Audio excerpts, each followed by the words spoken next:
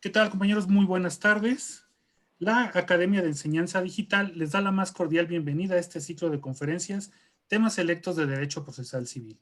El día de hoy nos acompaña el doctor Humberto Panc Núñez, juez 37º de Proceso Oral Civil en la Ciudad de México. Un resumen de su semblanza curricular. Bueno, en cuanto a su trayectoria en el Tribunal Superior de la Ciudad de México, pues se ha desempeñado como magistrado por Ministerio de Ley de la 10ª Sala Civil, ha sido secretario proyectista de la 7ª Sala y de la 5ª Sala Civil. En cuanto a su experiencia académica, es profesor de la materia Instituciones Financieras de la Universidad Tecnológica de México. Y en cuanto a su experiencia laboral, bueno, pues ha sido defensor de oficio del ramo civil de la Coordinación General Jurídica del Departamento del Distrito Federal y en el Programa Nacional de Solidaridad. Ha sido abogado consultor independiente, litigante de asuntos civiles, mercantiles y familiares. También, bueno, pues cuenta con estudios en materia de amparo en especialidad y maestría y es doctor en Derecho Civil. Pues sin más preámbulo, le cedemos el uso de la voz para que nos hable del tema carga, objeto e inversión de la prueba. Adelante, su señoría, un gusto verlo. Muchas gracias, buenas tardes a todos, a todas. Un gusto estar aquí. Agradecimiento a la universidad y al Colegio de Jueces. Y realmente vamos a abordar un tema que es un pilar del proceso civil. Porque es la parte más importante en donde puede descansar todo lo que es la controversia.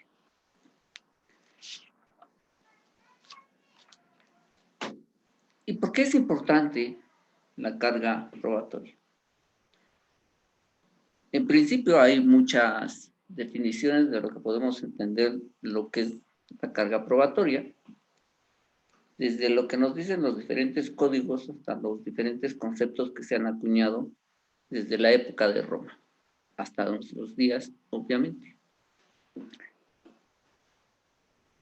Y la carga de la prueba no es otra cosa que un deber de realización facultativa que las partes deben de asumir en los tiempos y en momentos que fija el proceso. ¿Y por qué decimos que es una carga? Si a final de cuentas el concepto nos dice que es un deber de cumplimiento facultativo.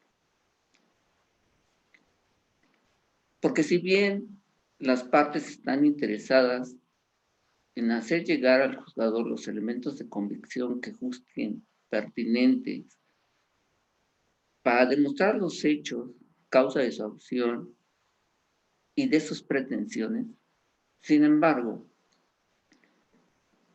la ley no impone sanción alguna para su satisfacción, sea por parte del actor o por parte del demandado. Porque lo que se ocasiona ante su insatisfacción, pues es una insuficiencia probatoria. Realmente, la carga probatoria descansa en un principio procesal llamado onus probandi, y que se refleja en los diferentes códigos procesales de la materia civil y mercantil. Y así se establece que la parte actora deberá de demostrar los hechos, causa de su acción y de sus pretensiones. Y por su parte, el demandado deberá de demostrar la causa de su excepción o defensa. Obviamente tomando en consideración que la materia de la excepción podrá ser elementos constitutivos, elementos extintivos o elementos modificatorios del hecho generador de la controversia. Llámese contrato, llámese responsabilidad extracontractual o cualquier acto jurídico que de una u otra forma, ante su inobservancia, nos lleve a un proceso jurisdiccional, obviamente.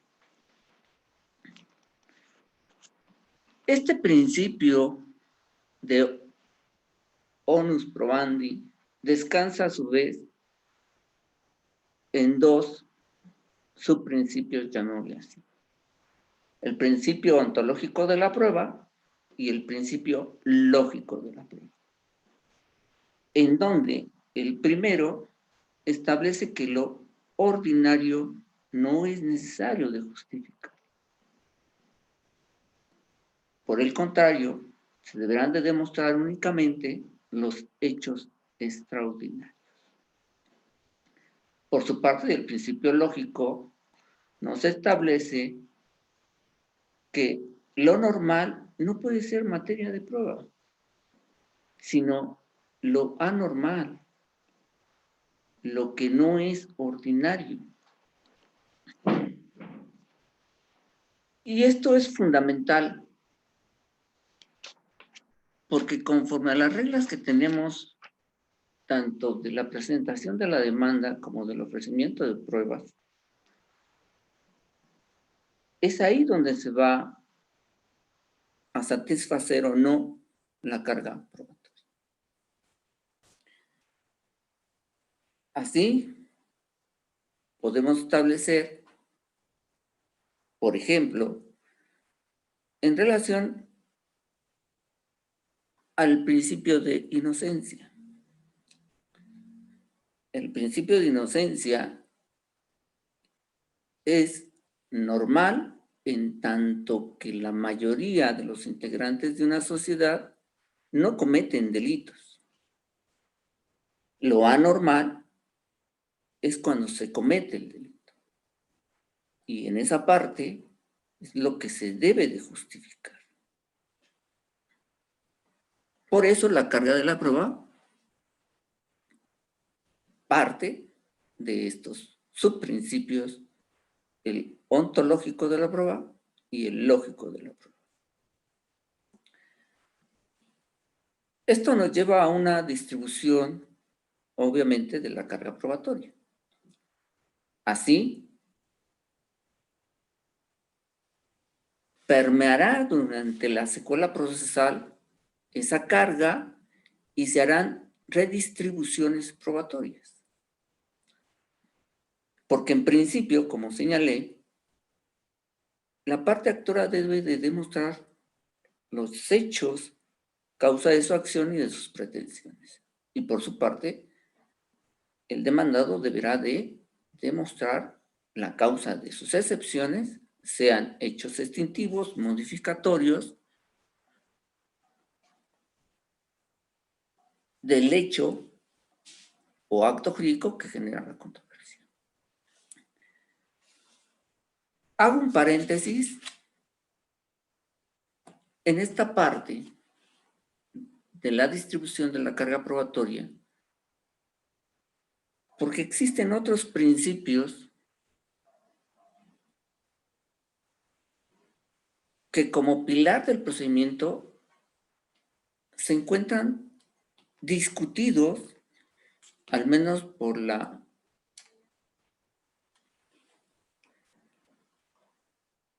parte relativa al pensamiento probatorio, en tanto que se oponen o cuestionan la existencia de la carga probatoria. En el libro Contra la carga probatoria, cuyos autores son Michel Tarrufo, Jordi Nieva Fenol, Jordi Ferrer Bertrán y Leandro J. Giannini, cuestionan la relevancia e existencia de la carga probatoria. Y cuestionan su existencia por el hecho de que dentro del desarrollo de su tema, la carga probatoria tiene mucho que ver con la valoración tasada de la prueba.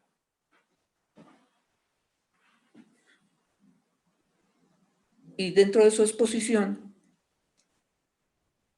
insisten en que se debería de eliminar la carga probatoria, que es una reminiscencia que ha perdido utilidad para el desarrollo del proceso. No perdamos de vista que ellos empatan la carga probatoria con el valor tasado de pruebas y están a favor de la libertad de valoración probatoria.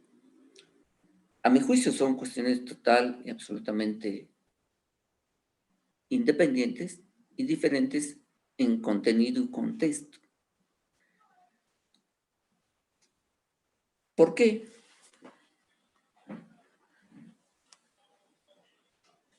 Porque al final de cuentas, como está diseñado nuestro proceso, desde el escrito inicial de demanda, se deben de acompañar todos aquellos elementos que deben de servir como prueba,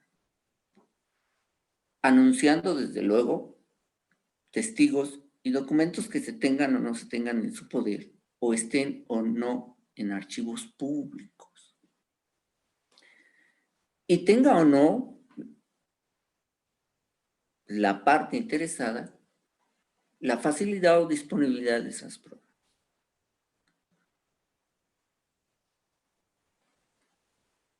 Por ejemplo, en el ordinario civil escrito, no hay necesidad de aperturar un capítulo particular de ofrecimiento de pruebas.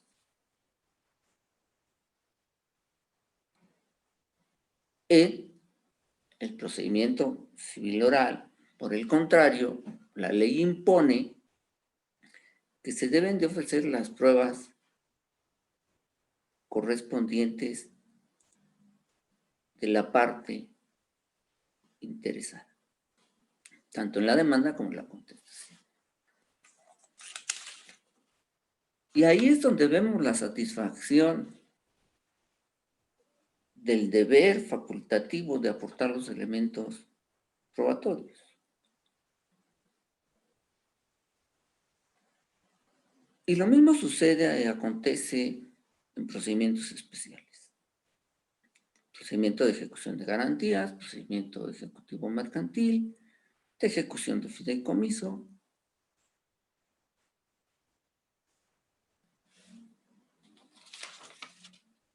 Y aun y cuando estos autores españoles, en el libro en contra de la carga probatoria, establecen la falta de funcionalidad de la misma, al menos en nuestro orden jurídico nacional. La carga probatoria es la parte más importante del pilar del proceso, en tanto y en cuanto es el momento en que se van a aportar los elementos necesarios para que el juzgador pueda pronunciar una sentencia. Y ahí radica la importancia de la carga de la prueba. Porque comparto de estos autores el concepto de insuficiencia probatoria. Si una o ambas partes no satisfacen debidamente la carga que a cada uno le corresponde de aportar los elementos que acrediten los hechos alegados de cada una de ellas, pues el juez tiene pocas probabilidades de hacer una valoración en donde acoja la acción o acoja una excepción.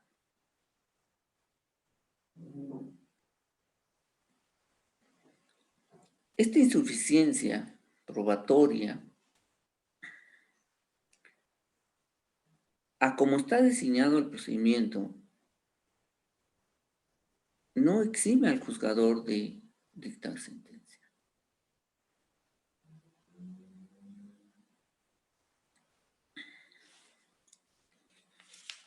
La importancia de la carga probatoria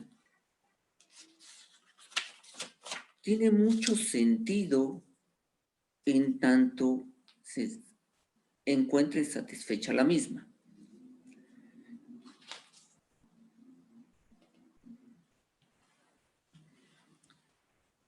Y tiene sus excepciones. Es decir, partiendo de esos principios ya comentados de lo ontológico y de lo lógico, en cuanto a la carga probatoria, se establece que solamente los hechos positivos pueden ser demostrados y los hechos negativos,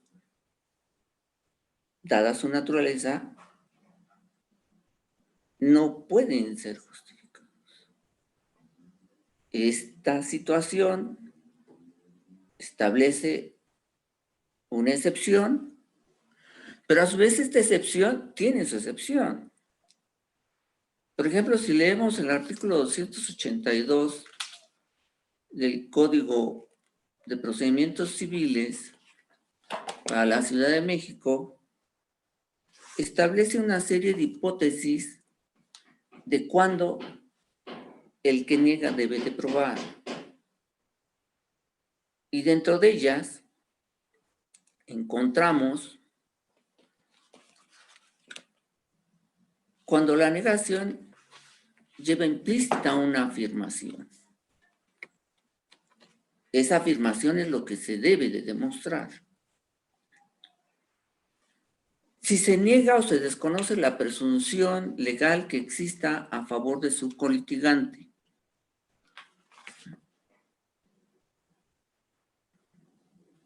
O cuando el hecho negativo sea un elemento de procedencia de la acción.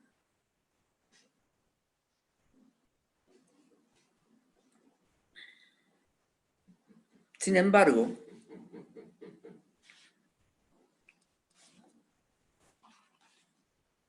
esta parte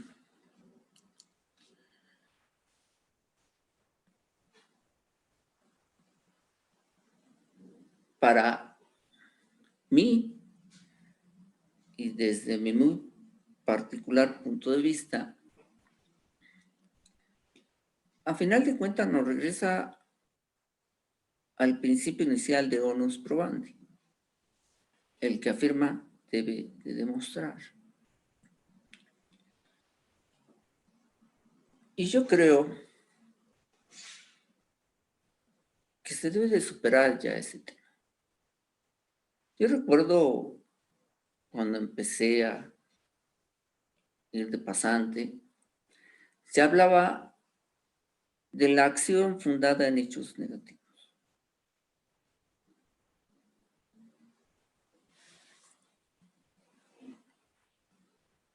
Y como era un hecho negativo, no tenías que probar.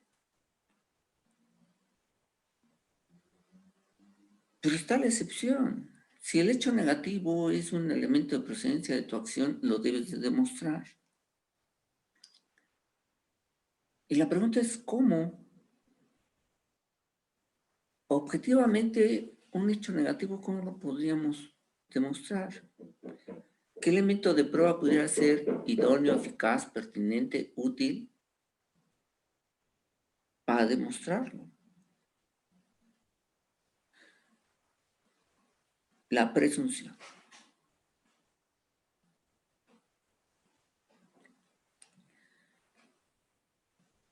¿Y por qué la presunción? Porque la presunción da por hecho el elemento de la acción. Así, por ejemplo, el artículo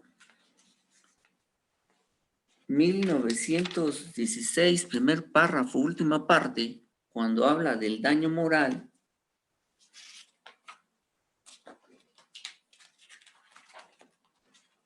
establece una presunción legal en donde se establece que se presumirá que existe el daño cuando hay una afectación a la integridad física o psíquica de quien lo sufre.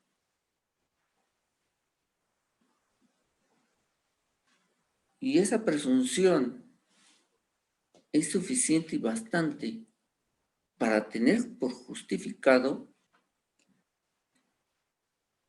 el hecho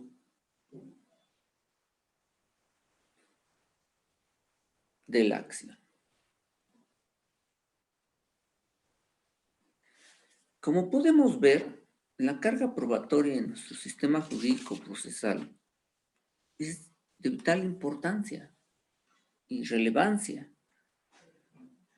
para poder culminar en una sentencia donde el juzgador advierta de los medios o elementos de prueba ofrecidos, admitidos y desahogados en juicio, quién de los contendientes le asiste la razón y el derecho. De otra forma no podría ser. ¿Por qué? Porque como comenté hace un momento, se ocasionaría una insuficiencia probatoria. Y la insuficiencia probatoria, ante la ausencia de un elemento que justifique un hecho trascendental de la acción y de la pretensión, provocará la absolución del demandante.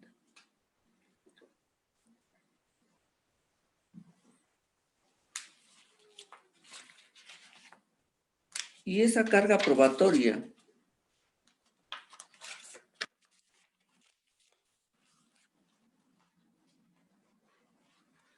cuyo objeto, como dijimos, fue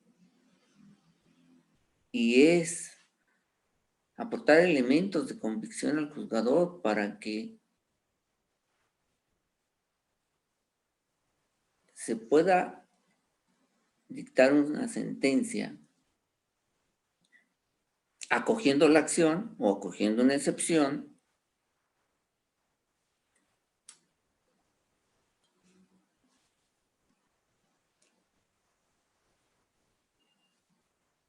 tiene ciertas aristas.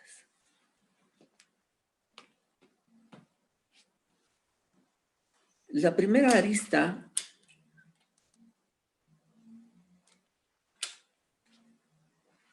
es que las partes no cumplen con un principio procesal trascendente en su importancia, como es la buena fe. La buena fe de exponer hechos ciertos, verdaderos, la buena fe de aportar los elementos de prueba que se tengan, y la falta de fraternidad entre los propios litigantes. ¿Y por qué la ausencia de fraternidad?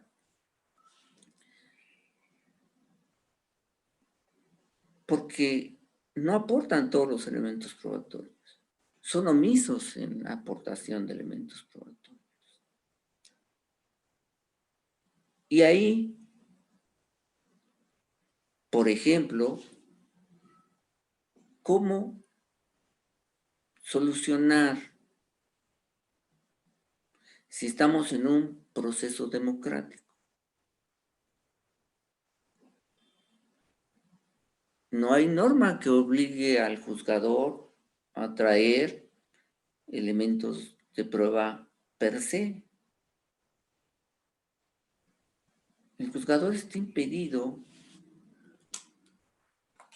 como regla general, de él traer elementos probatorios, los que él estime necesarios.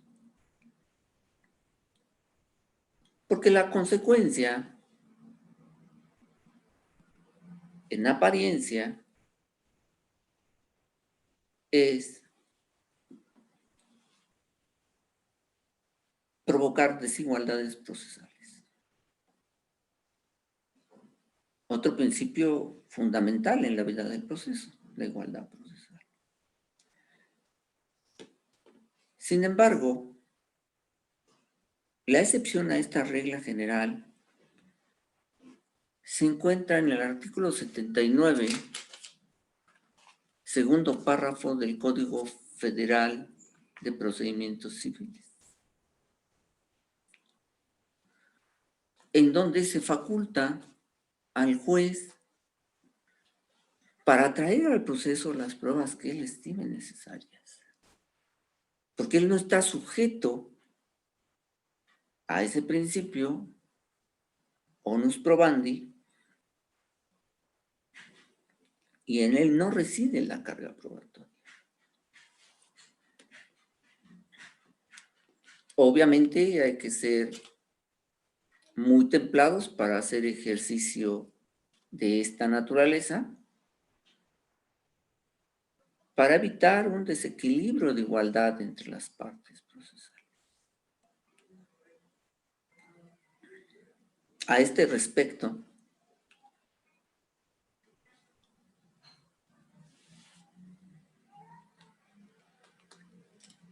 cobra relevancia en qué momento se da la inversión de la carga probatoria. Y si en ese momento de reversión de la carga probatoria el juez pudiera hacer ejercicio de este principio, llamémoslo, de adquisición probatoria por parte del juzgador.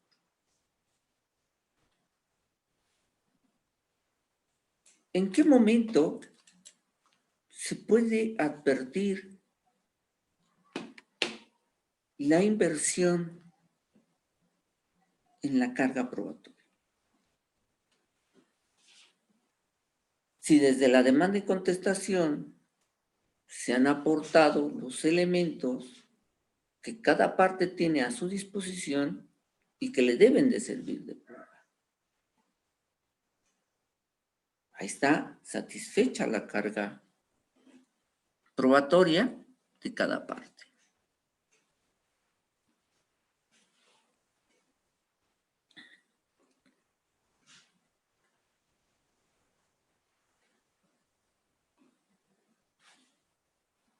Sin embargo, durante la secuela procesal, que es donde más se manifiesta la inversión probatoria, es, por ejemplo, en la objeción de documentos.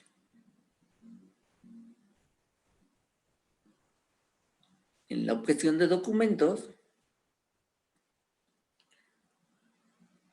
por su naturaleza, sea incidental o no, recordemos que ya el 17 constitucional nos aleja de formalismo alguno para entrar al conocimiento de las cuestiones disputadas.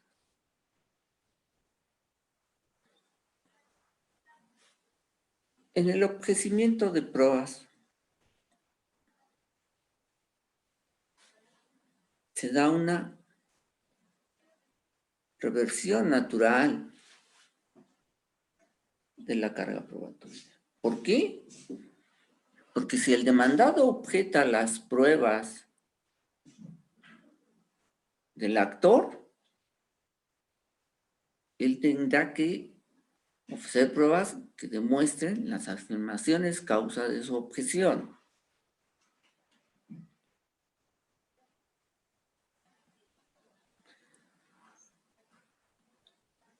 Y viceversa, en el momento en que el actor desahogue, tendiendo al principio de contradicción, las causas de objeción a los documentos que está ofreciendo como prueba, ahí puede ofrecer pruebas para desvirtuar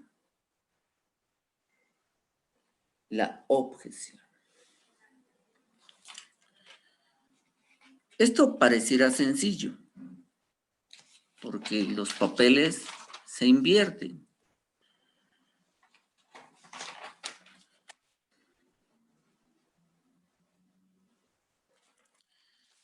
La inversión de la carga de la prueba constituye esencialmente una excepción al principio de onus probandi.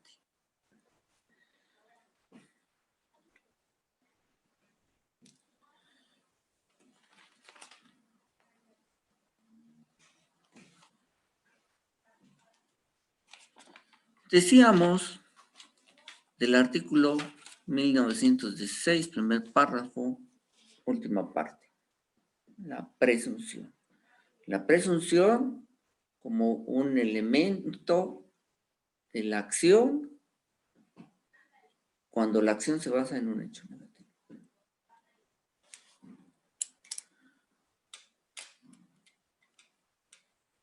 Y esta excepción, a su vez, faculta al demandado para ofrecer prueba en contra de esa presunción. Es decir, por ejemplo, en el daño moral, se presume que existe el daño moral siempre y cuando se afecte la integridad física, psíquica de quien lo sufre. Es una presunción legal. Para destruir esa presunción legal, la parte demandada tendría que ofrecer prueba en contrario. Es decir, que no existe ese daño físico o psicológico en la persona de quien ejercita esta particular acción. Lo mismo sucede, por ejemplo, con el artículo 1945 del Código Civil de la Ciudad de México, en tanto que establece que cuando la obligación es condicionada y el obligado a su satisfacción impide voluntariamente su realización, se tendrá por satisfecho.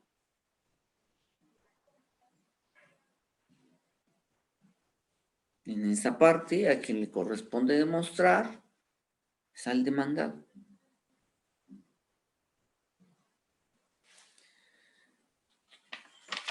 Y la inversión de la carga probatoria tiene importancia en tanto que en la medida en que se satisfaga la carga probatoria ahora invertida, en esa medida quedarán acreditados o no hechos determinantes de la controversia.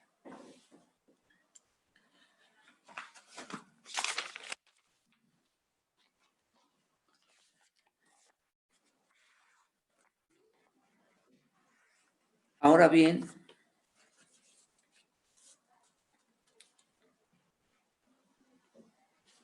decía al principio de la conversación que la carga probatoria es un deber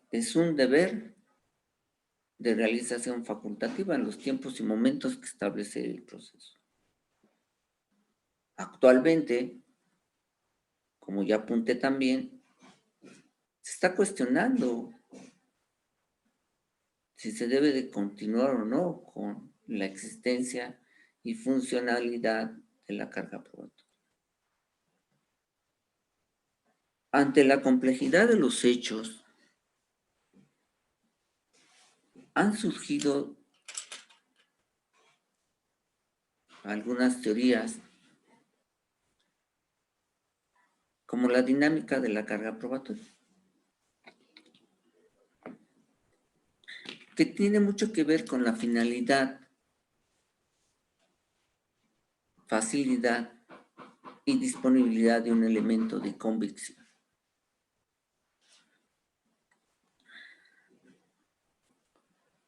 En esta parte, por lo complejo de los hechos y atendiendo a esta teoría,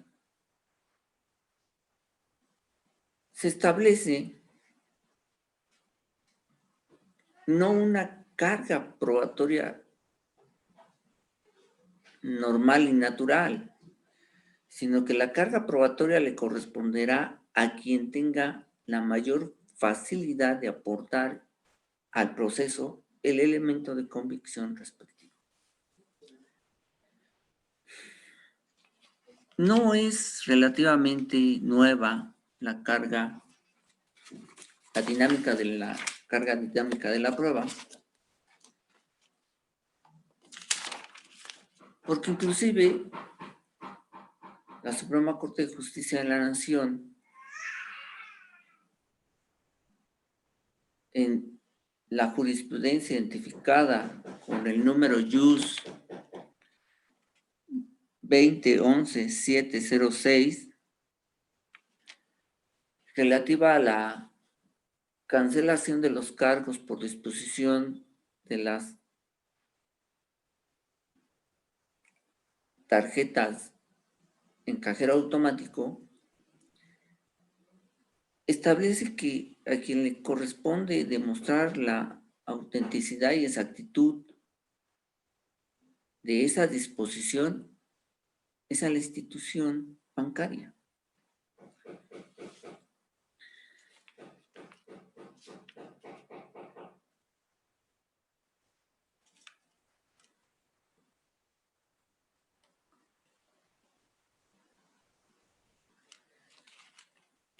Y en el criterio identificado bajo el registro JUS 20174492,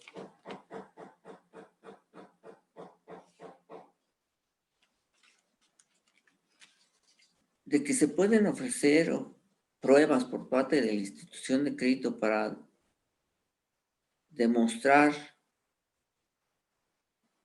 los hechos inverosímiles de una demanda cuando se ejercita la acción de desconocimiento de cargos por disposición de tarjeta en cajeros automáticos,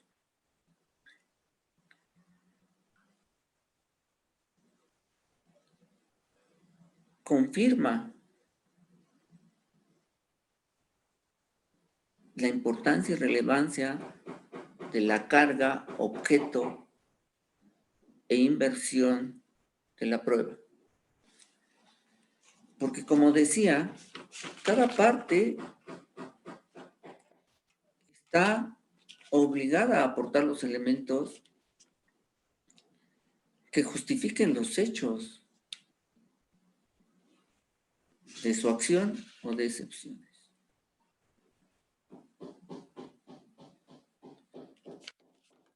Y en estos criterios vemos cómo la facilidad y disponibilidad de la prueba es parte fundamental para resolución de casos concretos. De esos casos en particular. Porque en tratándose de transferencias electrónicas, no sucede lo mismo. Ahí a quien le corresponde demostrar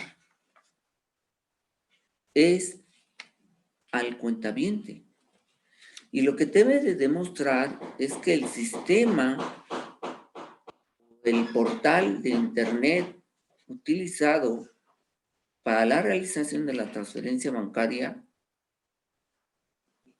carece de fiabilidad.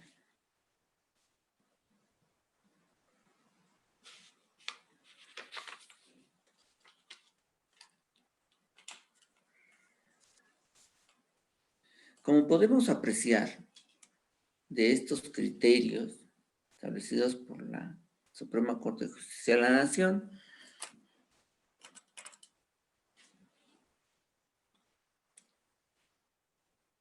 también se admite que sea la parte que cuente con mayor facilidad y disponibilidad para aportar un elemento probatorio a quien le recaerá cumplir con la carga probatoria en el proceso.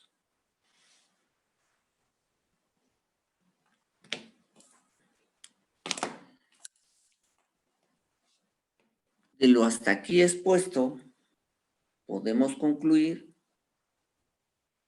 que la carga probatoria es un pilar fundamental en el proceso jurisdiccional. la carga probatoria es importante, en tanto que cada una de las partes contendientes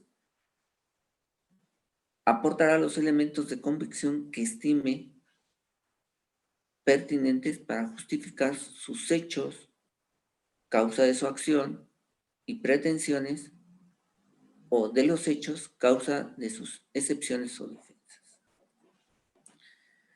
Así también, según el caso en particular, veremos que la distribución de la carga probatoria recaerá en algunas ocasiones a la parte demandada.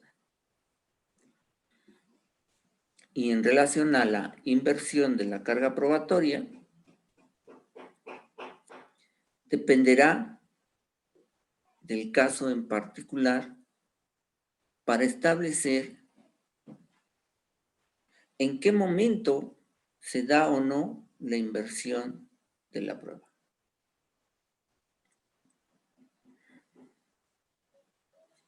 Espero que haya sido de lo más sencillo, que no creo, siempre las cuestiones de derecho son complicadas, pero sí espero que haya podido establecer lo que es la carga probatoria, su objeto y su importancia en el proceso y la inversión de la misma en los casos que así se presenten. Muchas gracias. Señoría, muchas gracias por su participación. Evidentemente ha sido una plática en la que nos ha permitido aclarar estas concepciones de carga, objeto e inversión de la prueba, ¿no? De verdad, estoy casi seguro que este tema le servirá de mucho a nuestros alumnos para poder ir más a fondo, más allá de lo que el propio código establece y complementarlo con la doctrina, ¿no? Reiterarle de nueva cuenta nuestro agradecimiento por esta participación. Seguramente lo estaremos convocando, ya abusando de este nuevo lazo virtual que se ha generado. Seguramente lo estaremos ahí molestando más adelante con sus conocimientos, todo en aras pues, de beneficiar siempre a nuestra comunidad académica.